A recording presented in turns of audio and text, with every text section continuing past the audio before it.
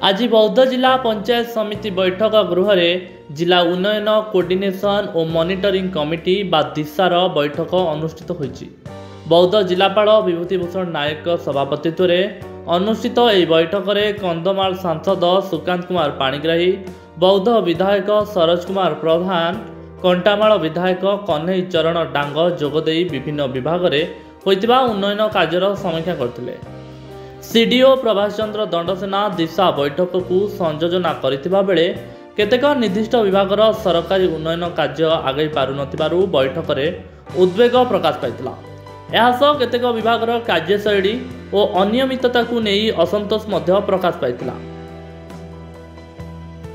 सेपटे आज प्रथम थर पर बौद्ध जिलार 3टी ब्लॉक अध्यक्ष, पौर अध्यक्षों समेत अधिकांश पंचायत जनप्रतिनिधि यह बैठक में अनुपस्थित थिबारु सेमानंक सीट खाली पड़िथिबा देखिबा को मिलता।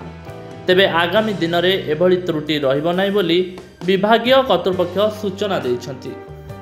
सर्वांगीन उन्नति लगी आमर माननीय सांसद अध्यक्षतार आमे मेंबर थिलु आउ जिलार समस्त अधिकारी उपस्थिति ए जिलार सबु विभाग को त्वरान्वित सह किपरि ए जिला सारा ओडिशा रे प्रथम जिला हेबो से बाबद सबु अधिकारी को एवं आमर राजनैतिक नेतृत्व समस्त उपस्थिति रे दुही विधायक एवं सांसद एवं आमर पीआरआई मेम उपस्थिति रे जिलार सर्वांगीन किपरि उन्नति होई परिबा अधिकारी मानकु तागिद करबा सहित ए जिलार विभिन्न उन्नयनमूलक विषय विस्तृत भाव में आलोचना परिचालना करागला।